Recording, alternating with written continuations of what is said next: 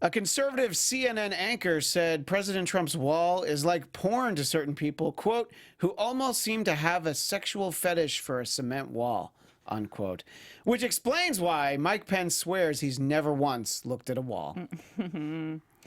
Chris Brown is back in the U.S. after being released from police custody in Paris.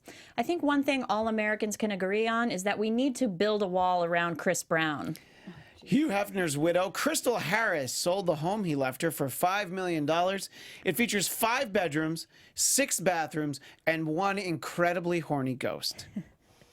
There will be a shortage this year of Sweetheart's Valentine's candy that say little messages like "Be mine" or "Marry me." But not to worry, the candies will be back in 2020 with messages like, "You up?" A 58-year-old Minnesota man was arrested after his ailing 69-year-old wife died as part of a meth-fueled death party involving hours of sex and heavy metal music after she told him she wanted to die at home instead of at a care facility. Or, you know, you could have just settled for the "so I hear you've given up" bear from the Vermont Teddy Bear Company. Billionaire hedge fund manager Ken Griffin has bought the most expensive home ever sold in the United States. So see, with a little hard work and elbow grease, you too can become an investor to screw over millions of Americans. And finally, Republican political consultant Roger Stone was arrested in the early morning hour on Friday, and it was covered by CNN, who conveniently happened to be in the area. Now, if you think that Roger Stone would be embarrassed by that coverage, you probably haven't seen the elaborate swinger solicitation seeking, quote, similar couples or exceptional, muscular, well-hung single men, unquote. It's not really a joke there. That's a fact. The Trump Report starts now. You're tuned in to AfterBuzz TV, the ESPN of TV talk. Now, let the buzz begin. I mean, I was interested in the personal ad, but then it said well hung, so I had to ignore it. Welcome to the Trump Report. I'm Christian Bladt, joined by Chelsea Galicia. Hello there. And Tamra Brown. Hi. And believe it or not, Scott Moore is in Dubai, so apparently he couldn't make it back for us. But I don't know. I'm sure he's out there perpetuating fake news in Christian, some way or when another. I'm not on the panel, do you keep a tally of where I am No, and it's what's usually going on like with me? And... Santa was sick, she had to pull a double, you know, something like that. We don't usually. I mean, Scott Moore. I was just talking about it. It's like if he's not here, he's in Cuba or Alaska. Now he's in Dubai. He's a man of the people. If I'm not here, I'm, sick in bed in Burbank, But good for Scott Moore. He won't be here next week either. That's how important he is. Anyway, but we're here, and there's so much to talk about. When we were talking last week, I was convinced that, the shutdown might have just never ended. I just thought it was going to go on and on and on. Kind of like that Lamb Chop song that'll never end. And I was wrong because I'll admit I was very surprised that, one, it happened. For me, it seems quickly, obviously, for 800,000 federal employees and people who require their services. Probably felt like a long time.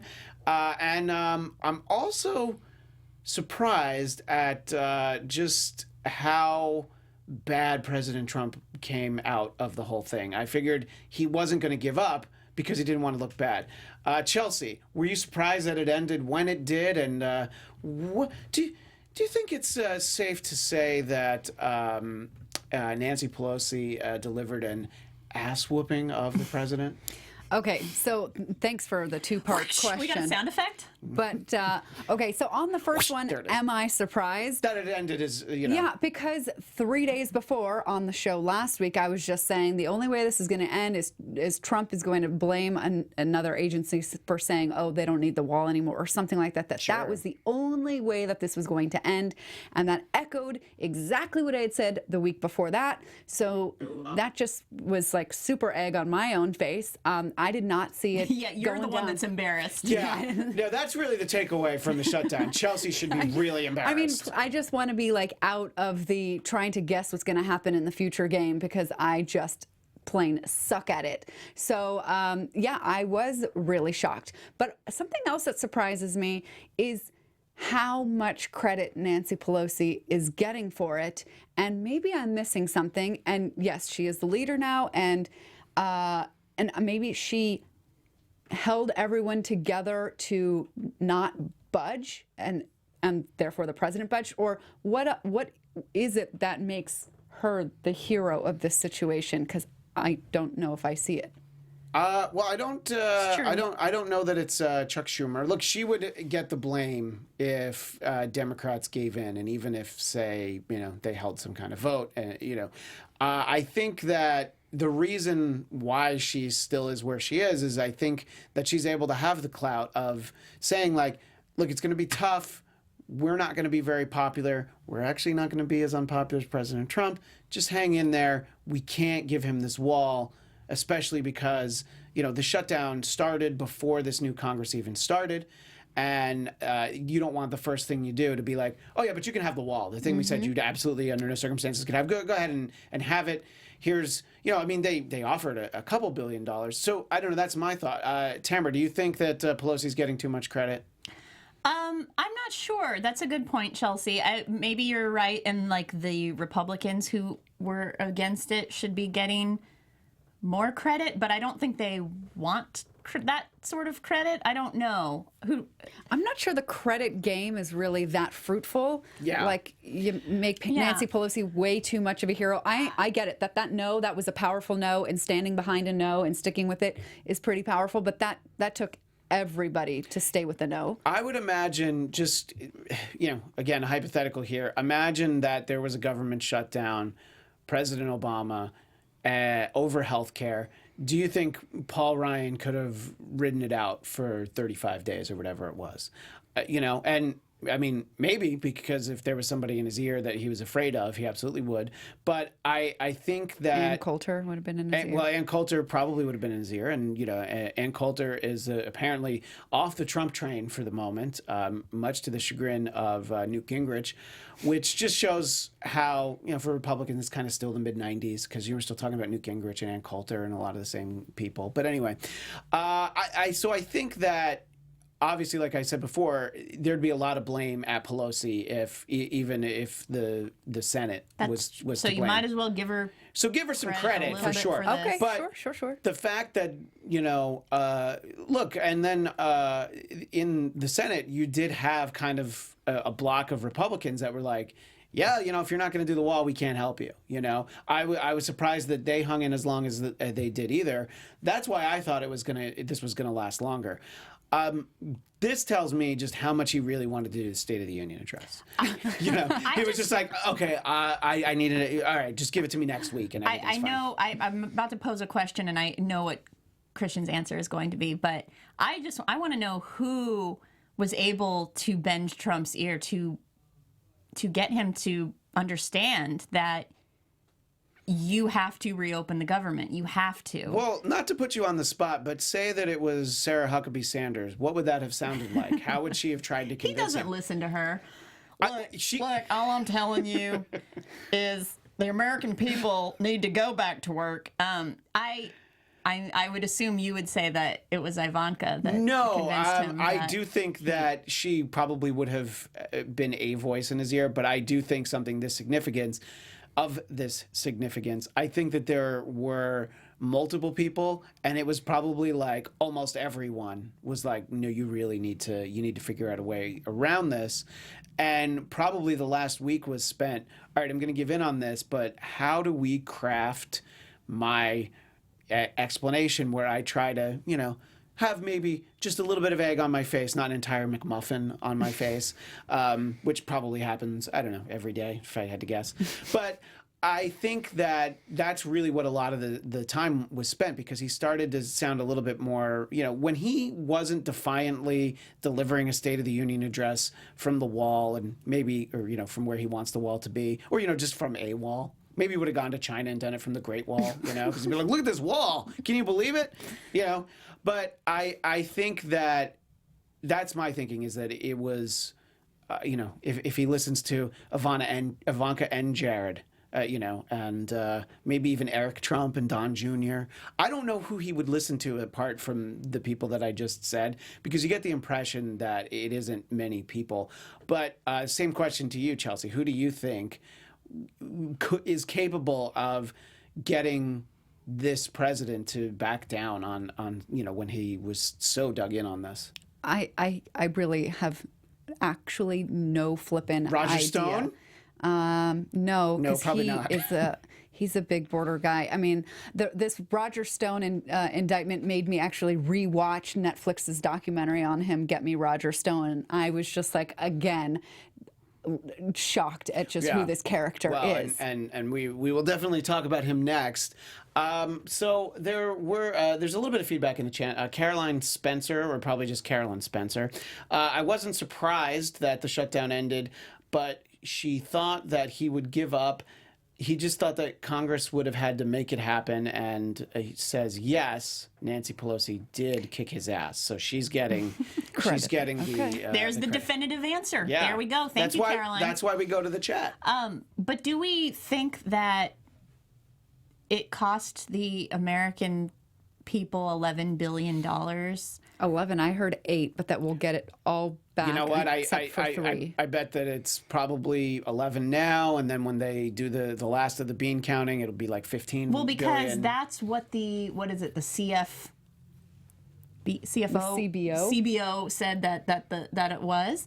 But then the statement from the White House today was that there's no way to possibly determine what it could have cost. I mean, obviously they're going to refute that, but how ironic that the cost of the shutdown is more expensive than what he was asking. He could have to gotten fund 2 the walls. wall. Yeah. At least reasonably 2 walls. Or a Game of Thrones twice as high, massive wall. Wait a minute. Now you're onto something. A very biased comment from our Scott Brown. Call it what you want. Pelosi didn't fold to Trump's stupid idea, much like his administration has to do when he claims something and they are tasked with proving or defending it. So there seems to be a very one-sided slant in here. And Storage Yard Resident, I know that you're watching, or at least you were watching at the beginning of the show. I want to know how you feel about the fact that he did reopen the government, or allow the government to be reopened without getting his wall, because I do know how important that is. Storage Yard Resident, by the way, who also wanted to make sure, tying into our next topic, that we know that there is a legal defense fund for Roger Stone. So thank you for making sure I knew that. We've all contributed to it. Yes, Don't worry. look, I'm more looking out for Jerome Corsi, just because he was always a guest on the radio show I did, because he was just the most fascinating crackpot and kind of a delightful, that is. eccentric. He's a friend of Roger Stone's, and I think that's probably what led to the actual arrest, is Jerome Corsi's testimony of like, I ain't going to jail. But anyway, so here's where we're at with this now. We have 3 weeks from when the government reopened to actually make some kind of deal, or Trump is going to shut it down again. Or so he claims. Yeah, that's my question. He claims. I don't think he would do it in 3 weeks' time, but 5-6 weeks, if he's really not happy. I think that he is willing to do it, but he really, I think he doesn't. He knows that he got the blame for the majority of the blame for that. So my question to you first, Tamra, how long do you think President Trump can go without getting the same deal that he wanted before he's like, all right, shut it down again? Good question. Well, That's a first. I guess it depends. You know what? It depends on his polling numbers. It's true. He was declining. His base was declining a little bit. Even though he tweeted that he's up 19% with Hispanics. He loves to throw out how he's doing with minorities. Do they prefer to not be called Hispanics, by the way, or am I wrong about that? I'm sorry to just look right at you, Chelsea, but a white is that person, not the preferred terminology? By some, it's offensive Yeah, because those are sort of- meaning they came from Spanish Yeah, descendants so and they're it's not sort all. of like Oriental, you know? I mean, obviously not for the same reason, because that's just, but geographically it's incorrect, you know? So, of course, he would be, Behind the when times on the. when he's like, look at how inviting I am to. Well, whenever the thing of it is like when the speech that he gave on January 6th or 7th was it, and he talked about how illegal immigration hurts jobs for minorities, and it's every time he mentions I'm getting off topic here on a tangent, but that's but all I feel right. like Yeah. every time he mentions minorities, it just shows what a gross misunderstanding he has about why minorities are not supporting him. He thinks that as long as he claims that, you know, he's creating jobs for African Americans and Latinos, that's a win, but he doesn't realize that literally every other thing he does is completely disparaging and, you know, promoting division and hate and white supremacy. Like, he's not aware that he is completely promoting white supremacy. But anyway, getting off topic there. You were saying how long until he would shut it down again? I think it depends on if his numbers go up again and he's feeling a little more confident, then he's happy to boom. He's happy, like he said, he's happy to shut the government down. He'll be happy to do it in a heartbeat as soon as he's got a little bit higher numbers again, which he will probably. Right. I mean, after, the State of the Union address was originally scheduled for tonight, we only have to wait one extra week. So you have 7 more shopping days to pick out your hashtag SOTU outfits. So everybody get ready for that. But I think if that goes well, then there could certainly he could be a little emboldened by some new polling. I do think, speaking of the fact that the State of the Union will be delivered next week, after the government was shut down for more than a month, I do think that when he says the State of the Union is good, he should use the air quotes and just be like, it's good, or maybe like, good-ish. I don't know that he should actually say it's good, but I don't know. He's not. He's going to say it's tremendous, it's fantastic. That's a great It's point. glorious. It's Big the most. league. It's the strongest. It's the hugest, it's the hugest union that anybody has ever seen, which would be a good transition to Roger Stone, but unfortunately that's not where we're going just yet. So the interesting thing is, well, not even interesting, it's not even remotely surprising, I alluded to it, that there is obviously kind of a visceral reaction, as Tamra mentioned, from the base, which is like, we want this wall. And I know how important the wall is as Storage Yard resident. That's why I asked him to chime in. But I think he's so engrossed in the show that he's not commenting in the moment. But that's all right. We hope to hear from you. If not during this show, sometime afterwards, you can leave a comment. And any of you can leave a comment. And I would say that the most one who apparently gets the most attention is the fact that Ann Coulter was like disgusted by the fact that he gave in without a wall, and in true Ann Coulter fashion, she managed to say congratulations that George Herbert Walker Bush is not the wimpiest president we had anymore, which was an allegation against him when he was running in 1988. So way to stick with the times, and also way to I think Did he die like not even 2 months ago? So, I don't think Ann Coulter really thinks before she does that. She's in the Ann Coulter brand. And I'm sorry. Is Ann Coulter above dancing on the grave of a recently deceased person? No, I mean, she said, it's funny. You can say all the things you want. Does she have some sort of etiquette?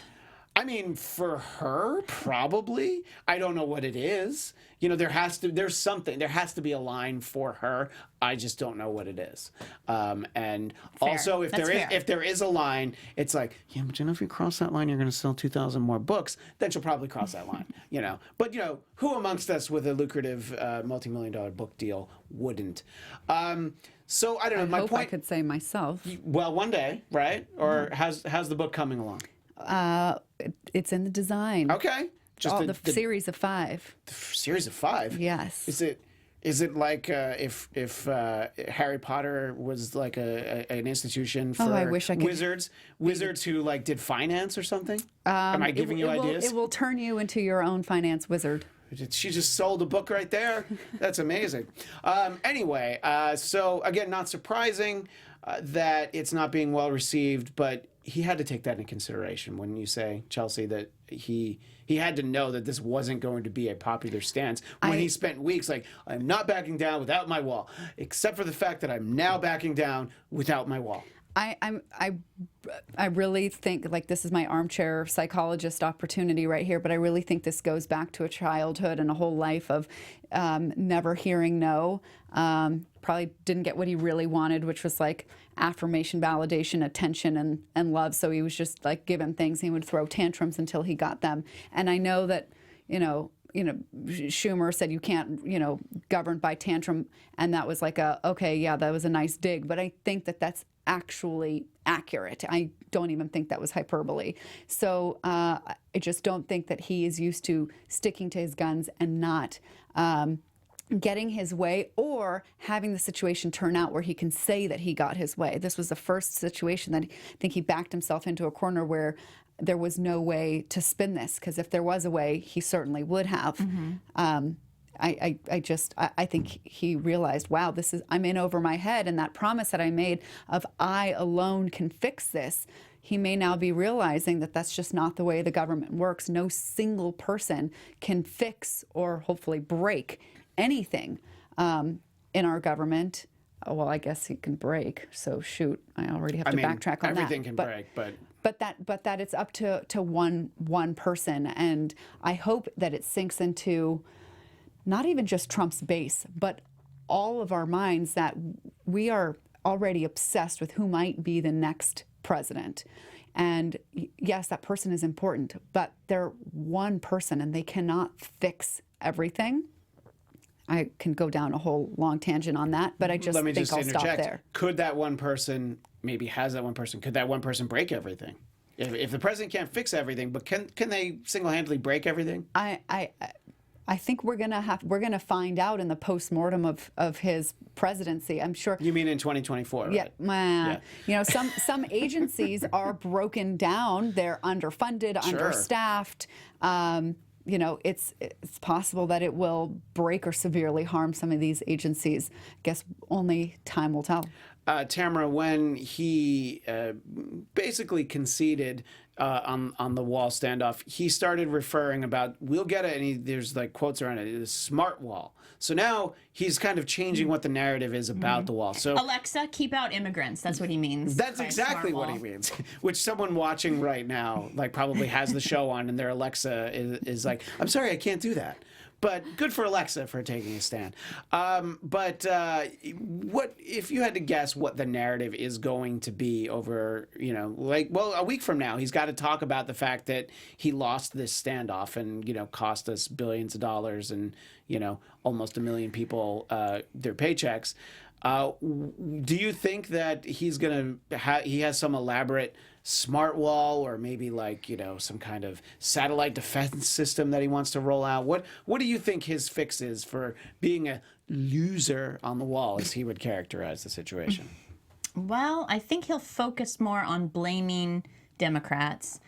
That will be the crux of the speech, is blaming Democrats for being weak on border security and not caring about the safety of Americans. That's how he's going to phrase it and spin it. So I think that's where he's going to have to go, because he's going to have to put the focus on something like that rather than the lack of the wall. I think he's just going to conveniently just not even mention the fact that he still doesn't have a wall and may potentially not have one. Worse, what I fear is that he will cause some kind of new drama.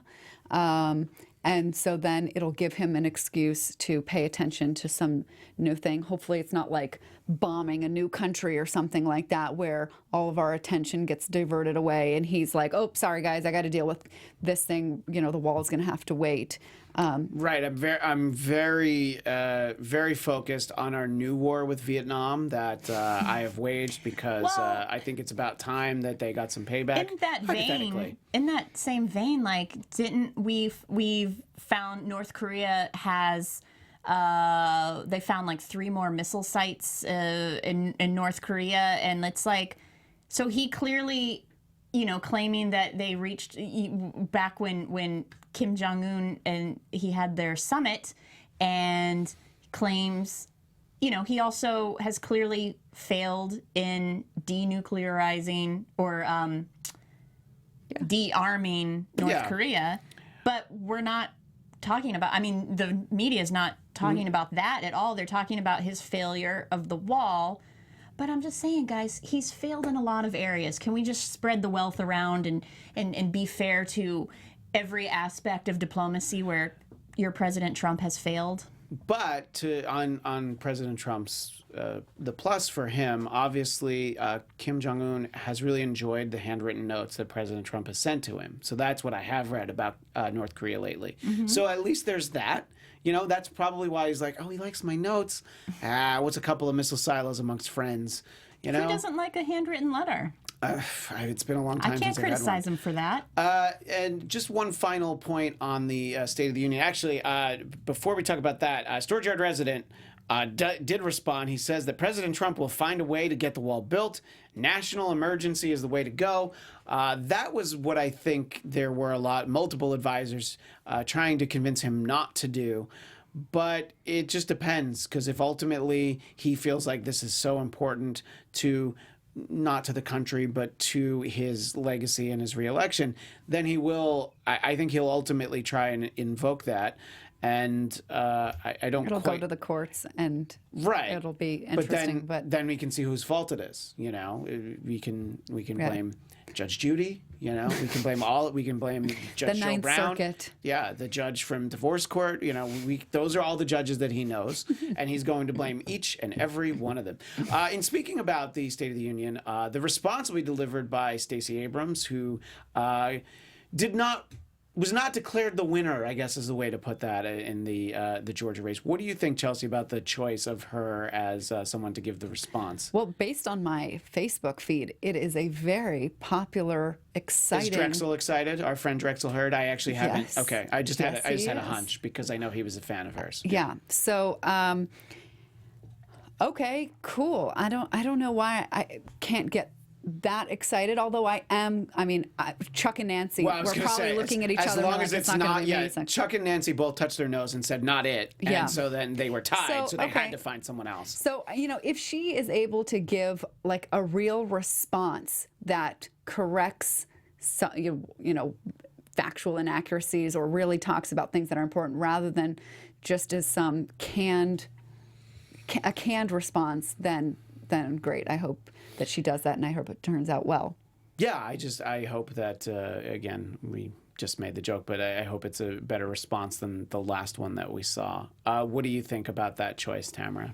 I'm happy about it because I do feel it was unfair after the midterms when so many Democrats were so excited about a potential Beto O'Rourke run for presidency, and everybody's still so enthusiastic about his future, but yet she lost by a narrower margin. He lost by a much larger margin than she did, but yet nobody. 2 Count Chocula, by the way. He lost 2 Count Chocula. Let's point that out. Be very clear. Thank you. Sure.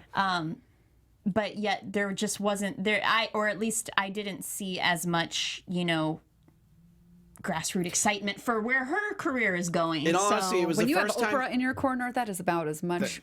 That's true, but that was the Happy first. birthday, Oprah. Oh, look at that! Did you know it was Oprah's birthday? I knew it was in January, but I don't know You if just didn't know. it was today. Look at that! Oh my gosh, I have fallen in the rankings of Oprah's Tamra biggest just fan. out-Oprah'd you. My god. But it was the first time I'd heard her name in a while, so I was like, okay, this is good. This is a good opportunity. Let's see what she's able to do with it, and we'll be excitedly watching that a week from Tuesday. We will let you know if we'll be able to be on after that, or maybe we'll try and hype you up beforehand. So Lorraine Rotundo Steele in the chat says Trump has stated the wall will be built. If not, he'll use executive order to do so. I'm mostly reading that comment because it is, on the other side from what a lot of what has been said in this past half hour, but also because the name Rotundo Steele does sound like the name of someone that Roger Stone would pay to swing with he and his wife. So that's, of course, the most fascinating part of the Roger Stone story. I didn't hear this. He's a swinger? Oh, yeah. How did I miss missed to that the extent that little I'm not even detail. going to go into the specifics, but there are well documented. First of all, that he and his wife would frequent a swingers club in D.C. And as soon as you heard that, you're like, of course, there's going to That's be no judgment on the swinging lifestyle, by the way. That's a specific judgment on swinging with Roger Stone. And of course, in D.C., I feel like that's a place where there would be a lot of them. Ugh. So I think actually that's Too the much skin. I'm pretty sure that's the name of the club is. Ugh. But to beggars can't be choosers. And Jimbo Fraben says, bunch of leftists, I'm out. But thanks for sticking around for a little while. Maybe you'll be back next week. Maybe you won't. But if you stuck around this long, good for you. Thank you for the comment. Yeah, what are we going to say, The respectful comment. You could disagree, say, call us. Yeah. But, okay. Exactly. So Like the audience appreciate you. interaction. So that is the part of the Roger Stone story that I latched on. But I guess the important part is the fact that you are getting his one-time friend and associate, Jerome Corsi, is basically told the Mueller investigation things like when the Access Hollywood tape came out during the campaign, Roger Stone immediately, allegedly, communicated to Julian Assange, yeah, we need those Hillary emails now. So, that's the sort of, and again, that is an allegation, which, well, let's just hope Roger Stone was smart enough to not say that in an email, because there's no chance he would have done that, right? There's no way that there would be a record. So that's, when you're not seeing the headlines about he and his wife, you're seeing that he reportedly requested Assange begin releasing emails to counteract that. So I don't know the legality of it. It sounds bad. That has to be against the law, right, Chelsea? As far as you can tell. To be the definitive word on if something is against the law, because on everything there's always, you could say yes, but, or no, except that when. So, but what about general. What about it if you had to make the case? Like, okay, he communicated this with WikiLeaks, a foreign entity. Hacking into servers Right. is illegal. But Roger Stone didn't do the hacking, right? Foreign entities, countries hacking in is it's like using the fruit from a poisonous tree. So you to use to your benefit something that emerged from illegal behavior makes now your behavior tainted. But what I think is most important about Roger Stone possibly going down is that it's an entire approach to how politics is played that would hopefully be going down with him. And I think you could probably only understand that if you were to see the documentary. Have you guys seen it? No, but I plan to watch it I actually tonight, have not now seen that that, you but mentioned it. He has been in politics since he was like 19 years old. He's a big Nixon guy. Right, Yes. he's got the tattoo of Nixon's face in the middle of his back. But to be fair, who doesn't? Go ahead. Right. Mine's on Except my lower back. Yeah, Beat me well. to it. Just like the Oprah thing.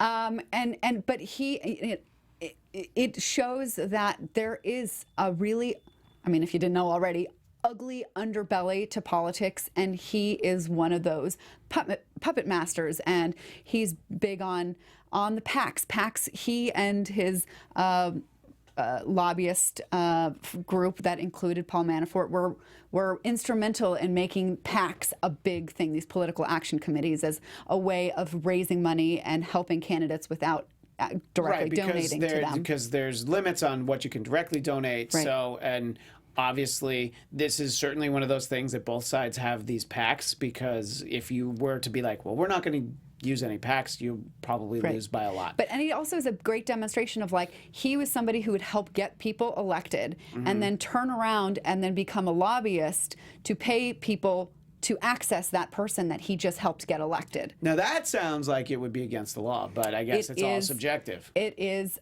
currently totally legal. Oh, good. Well, And then why so- aren't I a lobbyist? USA. Yeah. USA. So those are the kinds of things that when you understand how this actually plays out would upset you, not just about Roger Stone, because Roger Stone apparently could care less if you hate him. In fact, the end of the documentary, he says, "I revel in your hatred because you only hate me because I'm effective." But yeah, because this is what happens when. I think I know what he must be into in those swingers clubs. Well, here's the question. Does the documentary talk about that part of his private life, or do they focus? Mentions it, that it came up and that it sort of derailed him from being a bigger player in politics than he is. He kind of had to stay under the radar, I guess. Mm-hmm. And when you see his personality, he's not an ever seen under the him, radar yeah. kind of guy, and it's why Trump either fired him or why he quit. I don't care if you hate me. I revel in your hatred. Choke me. I revel in your hatred. But he loves the spotlight. He was doing probably too many TV interviews, and that's what Trump complained about him, that he was trying to take away too much of the spotlight. I mean, the day before he was arrested, he did a radio interview with Jim Norton and Sam Roberts, who in some form or another have been a guest on this show in the past. Jim might have looked a little different, but it's not like he was on, I don't know, Morning Joe or Fox and Friends. He's just doing basically like a goofy morning radio show, and he, I think, wouldn't say no to interviews, and I can see. He's saying, it is better to be infamous than to not be heard of at all. I believe he said that in the interview, which I listened to. And also, ironically, he was somebody else who was out on the campaign trail for Trump doing the whole lock her up thing, which came back to bite him. When he was walking to court today. The arraignment, they were chanting. They were chanting lock him up, and there were plenty of Russian flags on display. But there were also, wasn't the crowd half and half of supporters for him and protesters against him? Well, I only skim fake news, so I didn't actually read that there were supporters there. But of course, it makes sense that there would be. What I think is probably the most egregious thing in his history, though, is that he used his credit card is linked to an ad that was paid for that said, quote, "Hot insatiable lady and her handsome bodybuilder husband." Experienced swingers seek similar couples or exceptional, muscular, well-hung single men, which is what I alluded to in the beginning. I'm glad he put experience. So, because you don't want to go it alone. You don't want to swing for the first time with another couple. But handsome bodybuilder husband, come on, Roger Stone. You've seen him here. You saw Steve Martin's impression of you on Saturday Night Live, didn't you? Come on. When were you a bodybuilder? That's the real question. That's what it really comes down to. So this to me is an indication, and obviously this is something that Scott's always quick to talk about when he's here, is that we might be getting a little bit closer to the end of the road for this Mueller investigation if they're arresting someone, or not, what's the right term? Is indicting? Yeah. Indicting Roger Stone, because that's that's pretty high up on the food chain. Maybe if you have an indictment to serve, I don't know, someone a little bit closer to the president, that's the kind of at the end of it. But do you get the feeling, Chelsea, that if somebody, and again, he's more of a media figure than a trusted advisor, I guess. But does that tell you that we're getting pretty close to the end of this thing? Well, ironically, if you watch the documentary, Trump is in it saying that he's been friends with Roger for 40 years. And was the documentary made after Trump was president, or was it while he was campaigning? Or? I believe after he won. Okay, after he won. I just was, because... host of The Apprentice talking about how great you are, Dennis Rodman, is a lot different than the president saying how great you are, Dennis Rodman. Says, a lot of people say that Roger's a bad, tough, dirty trickster guy, but I actually think he's a quality person. I think that he's a much dirtier, tricksterier guy than you would ever know, but that's why I love him. And it tells the whole history of how long, since the 80s, Roger Stone has been encouraging Trump to run, and how instrumental he was in putting together the message. So, I almost feel like, Mueller, if you haven't seen that documentary, you really should. I think it'll help you out. But I would assume that someone in the special prosecutor's office has seen the documentary. It's on Netflix. Yeah. Yeah. Somebody just passed him a Post-it note about it or something. And so on his to-do list, it said Bird Box, but then he actually drew an arrow over Bird Box, and he's like, I'm going to watch this first. And then Marie Kondo right after. Dumplin'. And then the Ted Bundy documentary. And, of course, the Fyre Fest. So really there's a lot. There's so many to watch, but this is one to get to. All right, so it'll be interesting to see how that unfolds. Roger Stone says he's not guilty. So, okay. I'm sorry. He also said he's a bodybuilder, though, Tamra. So I was mistaken. Yeah. So obviously he's a good guy, and Caroline also still in the chat says she can't wait for the trial. He talked about how he, from a young age, discovered the power of disinformation, but then he says, "But then I never used it again." Yeah. No. Of course. Why would you use it when you figure out how effective it is? You know. So that's. It's like telling him that if you keep doing something, he would have gone blind. I'm sure he stopped at that point. He didn't keep doing it. In any case, Caroline also hopes that Roger goes away for a long time. I feel like he'd be really into going to prison. It's just a hunch. Oh, jeez. I just feel like he's... He probably watches a lot of Orange is the New Black. You know what you can do in prison is you got a lot of time to keep working out. That's true, because he's a bodybuilder. Yeah, and just imagine, you don't even have to take out personal ads if you wanna swing. But anyway, let us know what you think in the chat for those watching live. If you're watching the archive, Not about the swinger thing. I mean, if you really want to, if you feel like I'm wrong and Roger Stone was really a bodybuilder, and I'm just not giving him his due, and that's the biggest problem with this story, then please let us know. You can also tweet us at Trump Report ABTV. All right, so let's talk about global warming, which we don't talk about often enough on this show. Because we call it climate change for a reason. Well, we're going to talk about it in the terms of global warming because President Trump tweets out, quote, "What the hell is going on with global warming? Please come back fast. We need you." And Trump misspells tweets about the coldest ever recorded temperatures in the Midwest as he takes a swipe at climate change.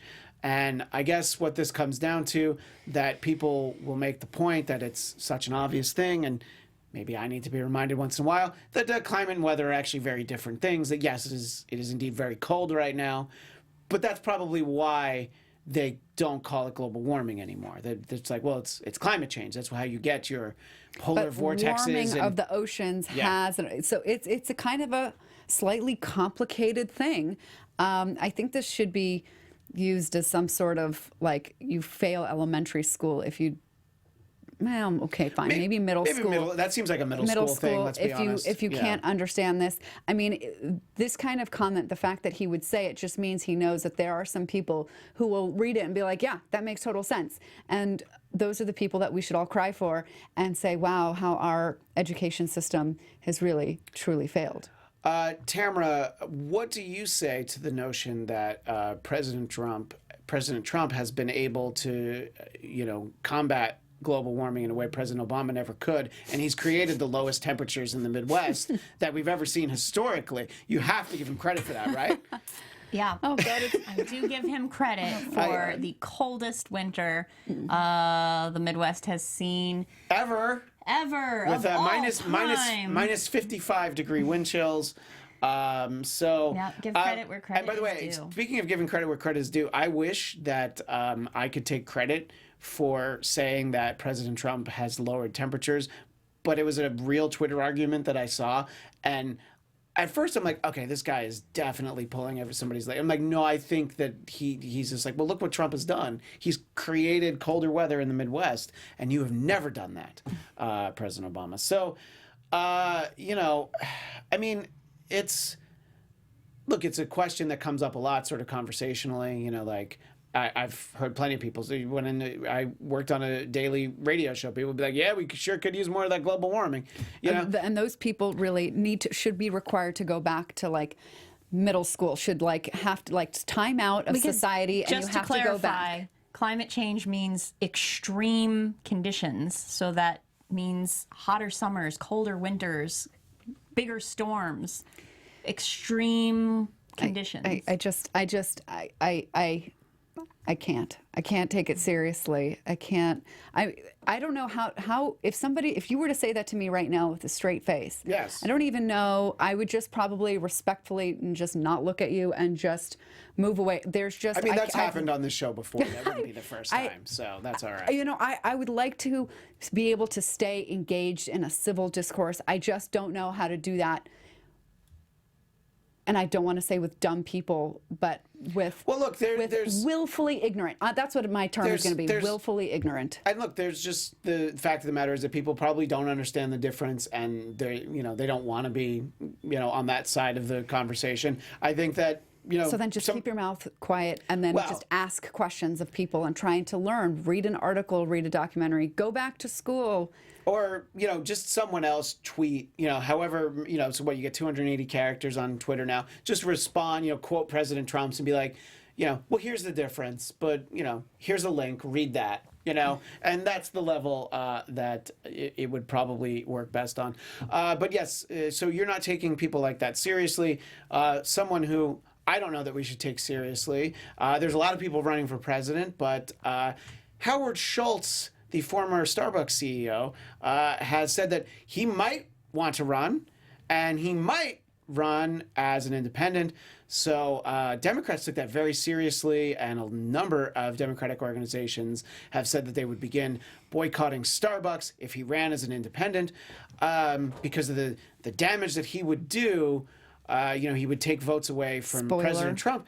But I don't know. I think that Howard Schultz has an inflated idea of how viable he is as a candidate. I mean, he's wildly unpopular in Washington State, where he's from, because of just moving the Seattle Supersonics, that alone. So he's not going to win Washington State in any kind of meaningful way. And you should probably, win a few more, as Chelsea Clinton. As Chelsea Clinton's mom found out the hard way, you should have probably won a couple more states.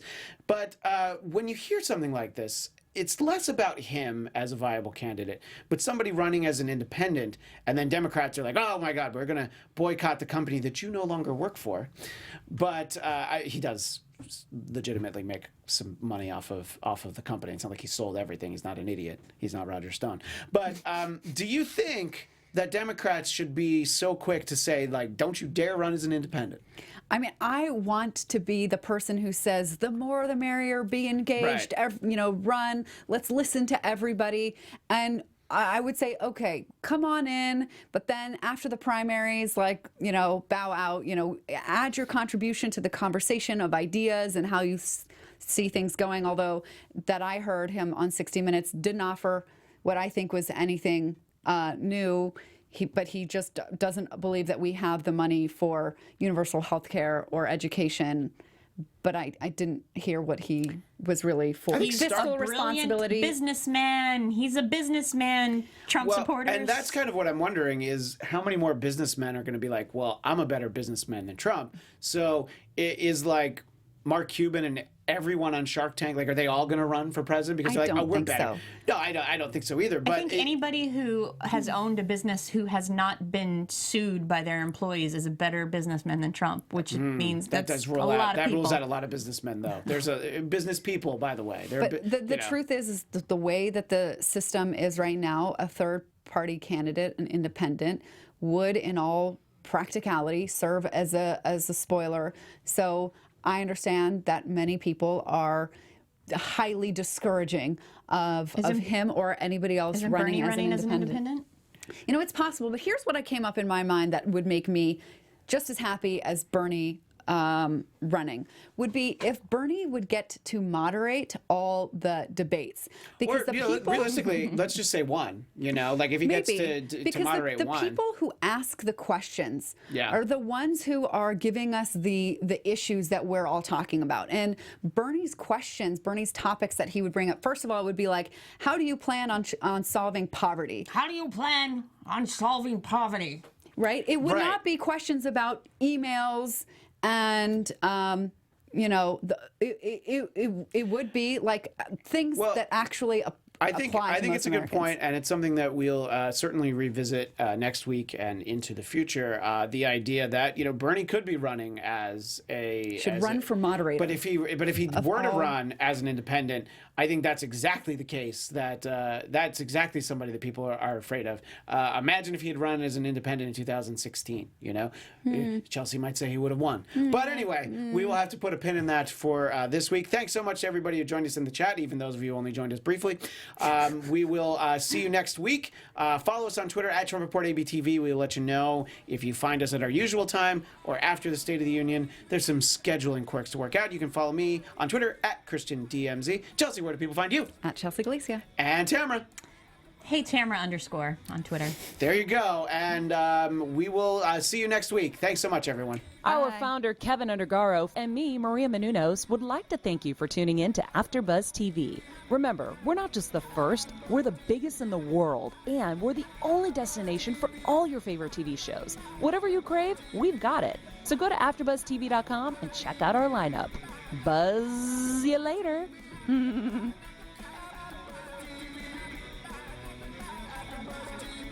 The views expressed herein are those of the hosts only and do not necessarily reflect the views of AfterBuzz TV or its owners or principals.